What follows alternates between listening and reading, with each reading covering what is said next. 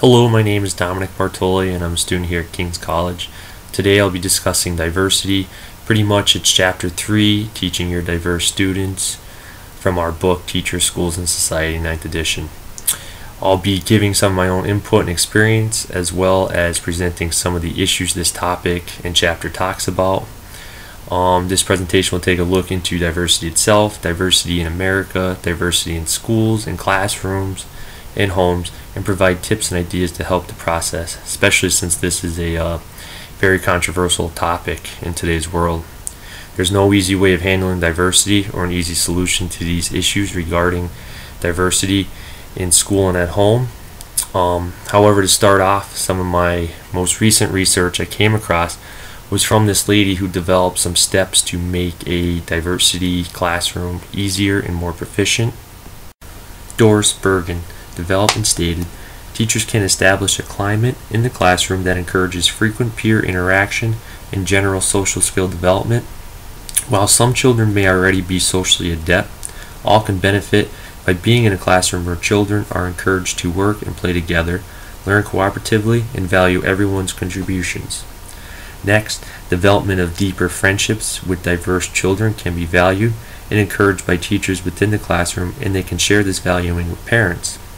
Teachers who have an eye for potential friendship combinations can give those potentially compatible children the opportunity to be activity or play partners.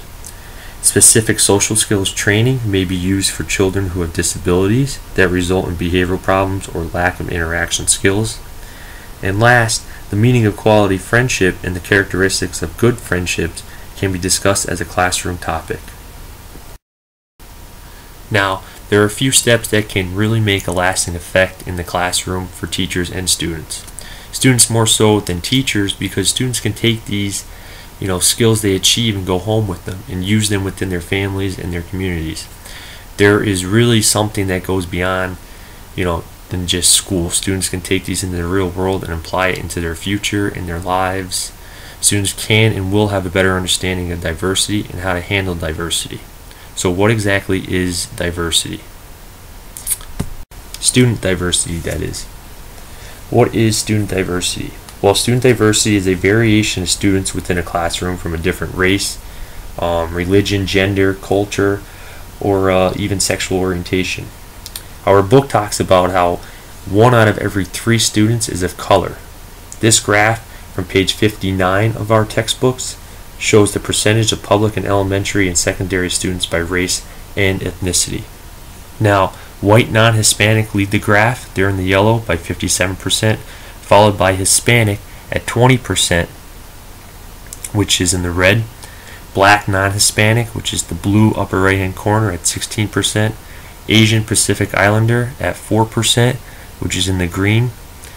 Multicultural at 3%, which is in the lower right hand corner, the blue. And last, American Indian and Alaska Native at 1%.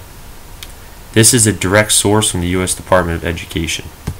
However, by the year 2030, demographic forecasting, which is the study of people and their vital statistics, predicts that almost half of the school population will be from non-European ethnic groups. Pretty much, we as future educators will be teaching in a nation more diverse than the one we all grew up in. Now, here are a few stats I found with diversity.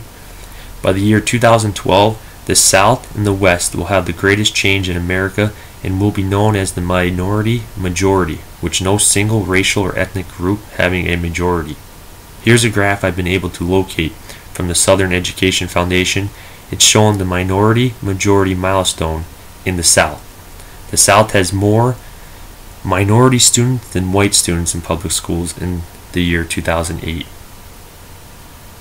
Now, second on this list, the nation holds approximately 3 million Native Americans who are also called Indians, and this is a number that increases over 4 million on the census. Next, we have immigrant children are the fastest growing segment of the U.S. population, composing over 20% of all children, or nearly 1/5 of school-aged children speaking another language other than English in the home setting. Next, there are almost 13 million Asian background Americans here in the U.S., more than 4% of the nation's population. Next, we have 17% of all American children live in poverty. Children of color endure significantly high numbers. For instance, 1/3 of black children and more than 1/4 of Hispanic children live in poverty. Now here's a graph showing children living in poverty by race and ethnicity and parents and nativity. Take a few seconds to look at this.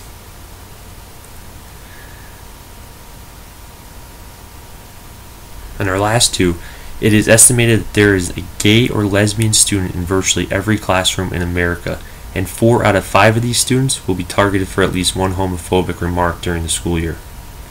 And last, by the year 2030, U.S. residents who are non-white or Hispanic will be about 155 million, or 42% of the population. Now, diversity is split into a few different categories: race, ethnicity, culture, which is split into microcultures and subcultures, and then last, multiracial. Race refers to a group of individuals sharing a common socially determined category related to genetic attributes, physical appearance, physical characteristics, and ancestry. Race refers to a broad division of people based on their biological characteristics, such as color of skin, color of hair, their facial features. These were all developed among humans in prehistoric times. There were just so many different groups of people developing in different parts of the world, isolated from each other. At one time in history, all known mankind belonged to one of the other of these pure races. However, in today's world, it is difficult to find people dating back to those times. Mixed racial ancestry make up most of the people today. Next, we have ethnicity, refers to a culture shared commonly by traits such as religion, culture, language, nationality, and dress or appearance, or a combination of all. Ethnicity refers to the common characteristics of a group of people that distinguish them from most other people of the same society. Biological characteristics such as racial differences may be visible in an ethnic group, but these characteristics do not form a criteria for defining an ethnic group. Next, we have culture. It's a way of life shared by members of society through values, objects, symbols, beliefs, behaviors, and any other characteristics to the members of a particular group or society. Cultures alone can be split between microcultures and subcultures. Microcultures are cultures related to class, religion, and sexual orientation, and subcultures share and carry out different values and behaviors from the same communities or nations. And last, multiracial, which is defined as a person claiming ancestors from 2 or more races. The U.S. Census reported in the year 2000 that 7 million Americans responded yes to this category, and I'm sure it has increased tremendously throughout the years. Now, so many questions arise with this topic, but one sticks out. How are our educators doing in meeting the needs of our diverse students? Well, in my opinion, educators have not done so hot. We have Hispanic, Native American, and African American students score consistently lower on standardized tests than do their Asian and white classmates. Almost half of the nation's historically under-resourced populations, Hispanic, African American, and Native American, are not graduating from high school. And in the big cities, Houston, Oakland, and New York, where large populations of poor and students of color, between 60 and 70% of these students do not graduate high school. It's a big number. Students from low-income families are 6 times more likely to drop out of school than children of the wealthy. And in recent years, the achievement gap between white and minority students has not narrowed, despite the focus on No Child Left Behind on increasing the test scores of African American and Hispanic students. One of the biggest reasons these issues exist is because of the disconnect between the school and home cultures. Either the language barriers between schools and Hispanic homes, or Jewish and Muslim children encounter school obstacles to their religious practices, and American Indian tribes have seen schools attack their cultures and beliefs. Now, there's 3 theories of why some groups succeed and others do not. Our book talks about these 3 theories briefly, so I'm going to elaborate a little bit more. 3 theories of why some groups succeed and others do not. 1, deficit theory. 2, expectation theory. And 3, cultural difference theory. The deficit theory explains that a certain student or students do poorly in school because of their culture, social, or linguistic background. The values, language patterns, and behaviors learned at home put these students at an academic disadvantage. Fewer books read, fewer vocabulary vocabulary words used by parents, and little understanding of the relationship between education and careers contribute to the cultural deficit.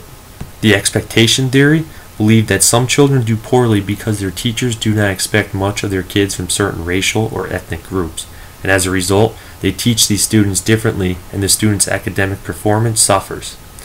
And last, cultural difference theory.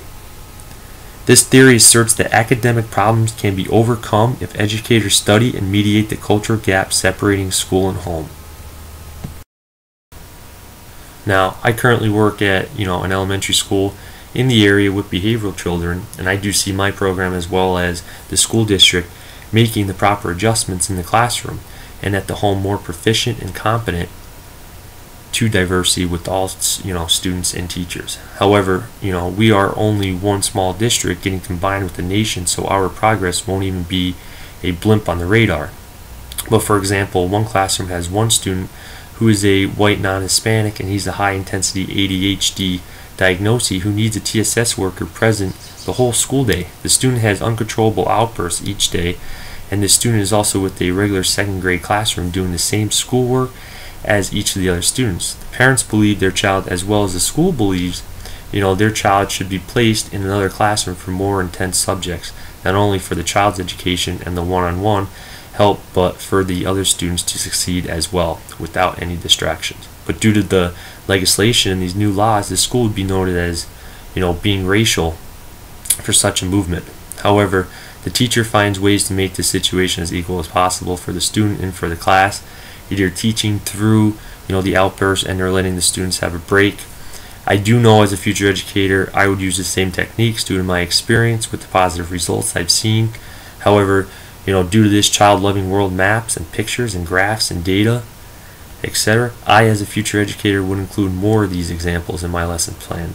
Leveling out the classroom equally, and the techniques would not change the education I would be teaching. In conclusion, diversity is happening as we speak. There is no end to diversity anytime soon. Our grandparents witnessed diversity, our parents witnessed diversity, we as future educators are witnessing diversity, and our children and even their children will live through diversity. There is just no end. But we need to understand that there are ways of handling diversity. It can be done very easily, or it can be done, very wrong. But if we take our time and handle it correctly through, training and taking classes, then there shouldn't be any issues. We as future educators need to make a difference whether we teach or don't teach, but we have contact with all types of people: Hispanic, African American, white, people who have different beliefs and customs, female or male, short or tall, or even speak different languages. Students need to come first. So once again, I'm Dominic Bartoli. Thank you for your time listening to me on my brief topic and insight of diversity.